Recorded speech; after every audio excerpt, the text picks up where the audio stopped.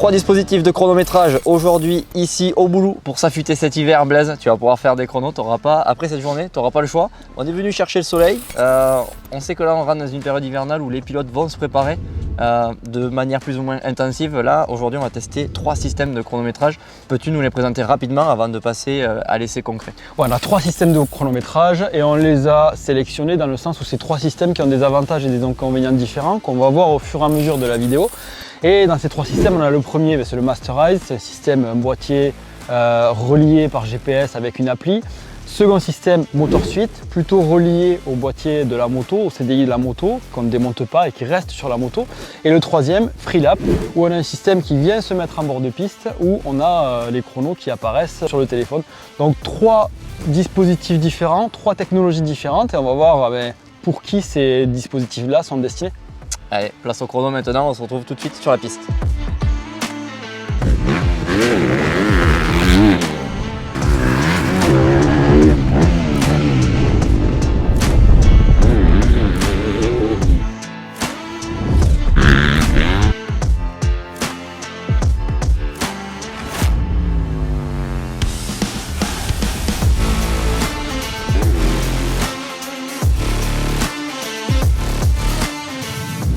Avant d'arriver sur le terrain, Blaise, tu as eu un peu d'installation pour 2 des systèmes, le MotorSuite et le Masterize. Est-ce que tu peux nous expliquer ce que tu as dû faire?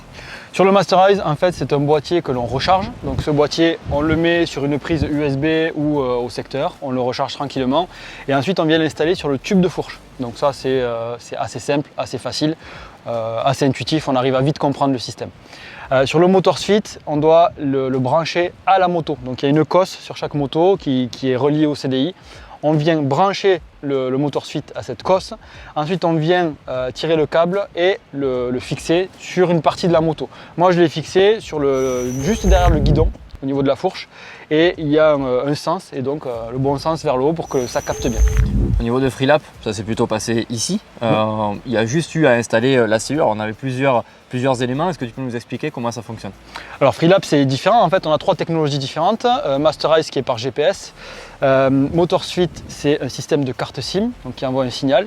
Et Freelap, c'est un système en temps réel où on a un transpondeur qui passe devant une cellule et qui donne le chrono, qui est aussi relié avec le téléphone, avec l'appli du téléphone. Pour le Freelap, comment ça s'installe? Eh bien, on a un émetteur et un récepteur. L'émetteur va être installé sur la moto, c'est un petit transpondeur, et le récepteur va être installé en bord de piste. On a 2 sortes de récepteurs, un qui prend de plus près, donc à 3 mètres, et un qui prend avec une portée un peu plus longue. On a testé les deux aujourd'hui.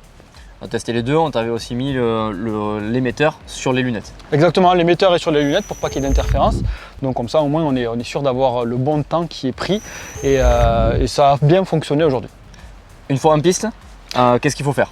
Alors une fois en piste, si je recommence sur la partie Masterize, autant Masterize que MotorSuite, c'est 2 systèmes que l'on voit après avoir roulé. C'est-à-dire qu'on fait ses tours chrono. Une fois qu'on a terminé sa séance, à l'entraînement par exemple, on rentre au camion, on regarde sur son appli et on regarde les tours chrono que l'on a réalisés. Avec Masterize, ça nécessite une synchronisation avec son téléphone. Donc on synchronise le téléphone juste à côté du boîtier. Avec MotorSuite, ça se fait en ligne, donc on synchronise en ligne. Avec Freelap, par contre, si on a un des 2 systèmes, c'est-à-dire le boîtier, on va dire le boîtier qu'on installe en bord de piste ou le téléphone que l'on met dans le guidon, on peut voir ses chronos en temps réel. On a aussi une appli dans laquelle on a les chronos qui sont enregistrés. Effectivement, on avait aujourd'hui d'ailleurs la chance d'avoir l'écran où l'écran on le positionne un petit peu après la cellule, du coup ça te permet à chaque tour de lever la tête et de voir ton temps chrono, chose qu'on n'a pas avec les 2 autres systèmes GPS où il faut voir, on peut regarder après la session. Voilà, c'est 2 utilisations différentes, c'est-à-dire que on en a un où on peut voir tout en temps réel, qui nécessite un peu plus de temps d'installation, un peu plus laborieux à installer, d'autres qui sont plus faciles à installer, mais par contre on n'a pas ce temps réel où on peut voir directement le chrono. Donc comme on l'a dit, c'est 2 des avantages, des inconvénients différents. Petite précision sur le Masterize, il faut l'allumer et attendre que le signal GPS capte. On a une petite LED qui clignote au début en attendant que la recherche se fait. Une fois qu'elle se stabilise, voilà, là on peut lancer son chrono, on appuie sur le bouton pour lancer la session. Voilà, exactement, donc ça c'est sur le Masterize. Sur le MotorSuite, logiquement, il est tout le temps relié à la moto, donc à partir du moment où on allume la moto, il est allumé. Donc ça, on n'a pas à s'en soucier, à s'en occuper, et tous les tours sont enregistrés. Autre avantage que l'on peut avoir avec le MotorSuite, on a le système qui est relié à la moto, moto, donc on a aussi à l'intérieur une balise GPS anti-vol. Donc voilà, c'est un petit plus vu que la moto est tout le temps reliée, donc on sait où elle est normalement. Et tu as tout un tas de données qui sont inclus dans la version de base. Est-ce que c'est une autre version qu'il faut prendre? Comment ça se passe? J'ai vu sur ton application que il y avait la vitesse, il y a aussi le positionnement de la moto comme tu l'as dit, en fonction du GPS, tu as les tours moteurs, il y a beaucoup de données sur le MotorSuite. Voilà, sur le MotorSuite en fait on a pas mal de données, c'est-à-dire vu qu'il est relié au CDI de la moto, en fait on a toutes les données qui sont internes à la moto. On a aussi le temps de la moto, le temps d'utilisation, donc on sait pour faire les vidanges, des choses comme ça, l'entretien régulier de sa moto, on peut l'avoir en mémoire sur l'application. On a pas mal d'informations comme ça, la vitesse du moteur, la température moteur, la température de l'eau, pas mal d'informations qui peuvent être utiles à certains pilotes. Donc voilà, c'est toujours un plus. Là, on compare 3 systèmes de chronométrage, mais c'est vrai que certains ont des plus que d'autres. Et en fait, on a 3 systèmes qui sont tellement différents que en fait, on a chacun a des avantages. Et c'est quand même intéressant d'avoir les trois systèmes de chrono. Au niveau des avantages, puisqu'on en a parlé pour le MotorSuite, si on reprend sur le Masterize. Sur le Masterize, on a une appli qui est très intuitive, on a un peu plus de gamification, c'est-à-dire qu'on a une appli où on a des amis. Ces amis, on voit leur tour chrono, on voit ce qu'ils ont fait sur le même circuit, un jour différent. Donc en fait, on a un système qui ressemble limite à un réseau social à l'intérieur de l'appli, donc l'appli est quand même très bien faite. On a ce petit inconvénient, on va dire, qu'il faut synchroniser à chaque fois, qu'il faut le recharger. On a ce gros avantage qui est que c'est très simple, on prend le boîtier, on le met sur la moto et on roule, et on l'allume et on roule. Voilà, donc toujours pareil, avantage, inconvénient, on a un peu de deux. Au niveau du Freelap, du coup, avantage, inconvénient? Avantage du Freelap, c'est le gros avantage pour moi, c'est quand on a le système autant dans la mousse du guidon que sur le bord du circuit, on peut voir ses chronos en temps réel.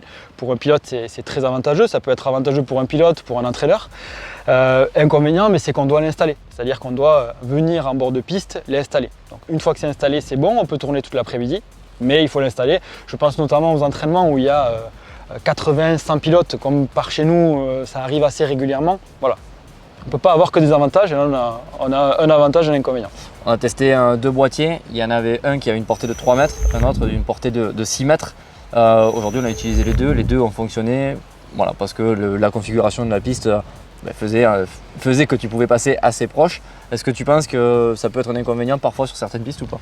En fait il faut trouver un endroit de la piste où on passe obligatoirement à l'intérieur, c'est-à-dire à moins de 3 mètres. Sur certaines pistes, c'est vrai qu'il va falloir se creuser un petit peu la tête. Sur d'autres, ça devrait le faire. Donc voilà, quand c'est à l'entraînement et qu'on n'est pas nombreux, c'est assez simple. On peut même mettre une chicane pour que tout le monde passe à un endroit. Quand on est sur un entraînement officiel, sur un circuit où on ne peut pas faire ça, c'est peut-être un peu plus compliqué. Ou alors il faut se forcer dans un virage à prendre toujours l'intérieur et à être proche de la balise. Une fois qu'on le sait, c'est pas un gros inconvénient pour moi. Il faut juste le savoir. En termes d'avantages pour le Freelap, c'est la précision. Forcément, c'est un petit peu comme un système transponder avec une cellule au sol. Quand on passe devant, ça déclenche. C'est pas un système GPS. Forcément, c'est plus précis. On a fait des tests aujourd'hui avec le chrono à main. On a regardé les chronos du Masterize, du MotorSuite et du Freelap. Qu'est-ce que ça a donné? En gros, entre tous les systèmes de chronométrage, il y avait très peu d'écart. Donc ça s'est joué, c'est infime, sachant qu'à la main, on peut avoir des imprécisions. La ligne d'arrivée n'est pas pile au même endroit aussi. Donc très franchement, en cumulant l'erreur humaine et l'erreur des systèmes, on n'a quasiment pas de différence entre les 3 systèmes, même les 4 on va dire à la main. Donc en motocross, ça suffit? En motocross, ça suffit. Peut-être que dans des sports comme le karting, le supermotard ou la vitesse, il faudra faire des tests un peu plus précis.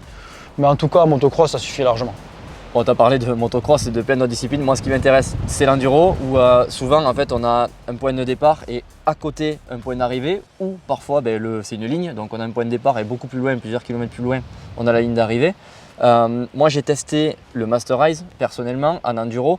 Ça fonctionne très bien, mais il faut faire attention parce qu'on a des imprécisions quand même quand on veut définir la ligne de départ et la ligne d'arrivée.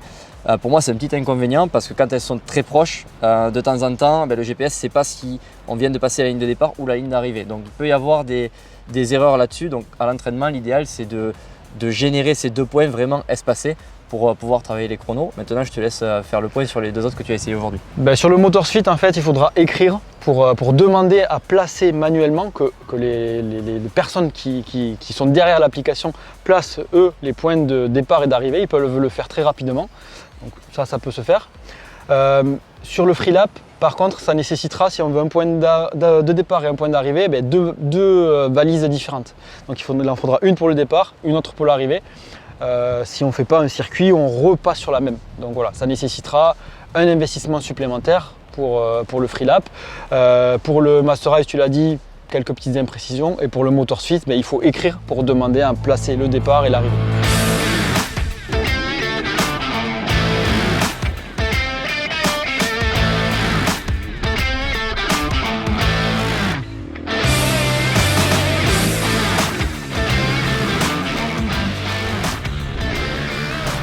Quel chrono pour quel pilote? Qu'est-ce que tu conseillerais suivant les trois que tu as essayé aujourd'hui?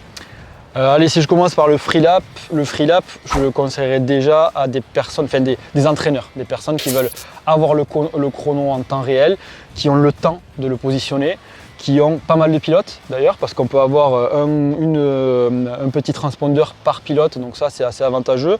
On peut voir les chronos sur la mousse du guidon pour le pilote, sur l'affichage pour l'entraîneur. Donc je pense que ça c'est assez avantageux. Pour un pilote ça peut être bien aussi, mais par contre il faut que le pilote il prenne l'habitude d'installer, ou que son accompagnateur le fasse, qu'il prenne l'habitude de regarder sa mousse du guidon pour regarder les chronos. Mais voilà, gros avantage, on l'a en temps réel et on voit ses chronos en temps réel. Pour le Masterize, destiné au pilote débutant qui veut se faire plaisir, je pense, même à celui qui veut faire des courses, parce qu'on a ses temps, on connaît ses temps, on peut les comparer avec des amis à nous qui sont venus rouler il y a quelques mois sur le même terrain. Donc voilà, je pense que c'est intéressant, un peu moins pour une école de pilotage peut-être. Un peu pareil pour le MotorSuite, c'est-à-dire que c'est un peu la même philosophie. C'est je m'entraîne, je roule, je vois mes temps et je les compare avec les autres. En plus de ça, j'ai ma balise GPS anti-vol. On a aussi, tu parlais des temps chrono comparés, ça me fait penser aux partiels que l'on a sur le Masterize et sur MotorSuite. Oui, exactement, on peut avoir des temps partiels. Alors on peut l'avoir aussi avec le Freelap, mais toujours pareil, s'il faut acheter à chaque fois des valises différentes à mettre à l'endroit où on veut des partiels. Le nerf de la guerre, c'est le tarif, est-ce que tu peux nous en parler? Oui, on a 3 tarifs différents là aussi. On a le Freelap qui est à partir de 600 €. Donc à 600 €, voilà, il faut regarder plus en détail, mais en gros, quand on veut un système à peu près complet, on est à partir de 600 € et on cumule avec d'autres éléments. Voilà, on a des options supplémentaires, donc on commence à partir de 600 € à avoir ces chronos. Pour le MotorSuite, on est à partir de 119 €. Mais il y a une carte SIM à l'intérieur, donc il y a un abonnement aux alentours, à regarder toujours pareil, aux alentours de 20 € par mois.